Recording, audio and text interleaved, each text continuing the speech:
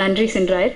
So ஒரு படம் தயாரிக்கிறதுக்கு முக்கியமான தூண்கள் வந்து தயாரிப்பாளர்கள்னு சொல்லலாம். அந்த வகையில ரம்மி படத்துல தயாரிப்பாளர்கள் இருக்காங்க. ஸோ அதுல ஒருத்தர், ரொம்ப முக்கியமான ஒருத்தர், குருநாதன் சாரை இப்போ ரம்மி படத்தை பத்தி பேசுறதுக்காக அழைக்கிறேன்.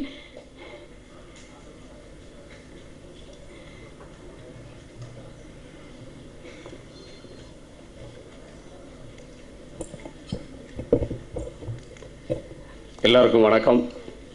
இங்கே வந்திருக்கக்கூடிய தொலைக்காட்சி நண்பர்களுக்கும் ஊடக நண்பர்களுக்கும் அனைத்து ஆர்டிஸ்டுகளுக்கும் இங்கே வந்திருக்கிற என்னுடைய அருமை நண்பர் ஜேஎஸ்கே அவர்களுக்கும் திரு சேது அண்ட் எனிக்கோ அவர்களுக்கும் ஐஸ்வர்யா காயத்ரி அவர்களுக்கும் என்னுடைய முதற்கண் வணக்கம்.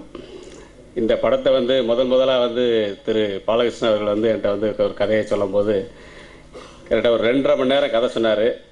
அதை பொறுமையாக உட்காந்து 2.5 மணி நேரம் நான் தனிமையாக கேட்டு பொறுமையாக கேட்டுட்டு இந்த படத்தை தயார் பண்ணணும்னு முதல்ல அவருக்கு ஒரு ஊக்கத்தை கொடுத்த உடனே அவர் ரொம்ப இதாகிட்டார். அதுக்கப்புறம் மதுரைக்கு வர சொல்லி என்னுடைய பங்களாவில் வச்சு திரு மோனா பழனிசாமி அவர்களையும் திரு பாலகிருஷ்ணன் அவர்களையும் கிட்டத்தட்ட ஒரு வாரம் தங்க வச்சு டயலாக் எழுத சொல்லி அவங்கள ஒரு ஊக்கப்படுத்தி இந்த படத்தை துணிச்சலாக தயார் பண்ணுங்கள், உங்களுக்கு எல்லா விதத்துலேயும் நான் துணையாக இருக்கிறேன் அப்படின்னு சொல்லி அவங்கள ஊக்கப்படுத்தினேன்.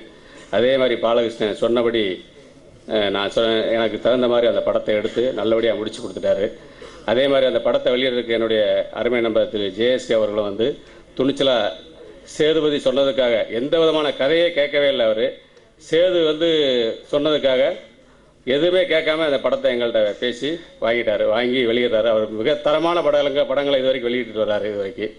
அதனால் இந்த படம் நல்லபடியாக வர்றதுக்கு உங்களுடைய ஒத்துழைப்பு, நீங்கள் எல்லோரும் கூட இருந்து ஒத்துழைப்பு கொடுத்து உதவுங்கன்னு சொல்லி நம்புகிறேன்.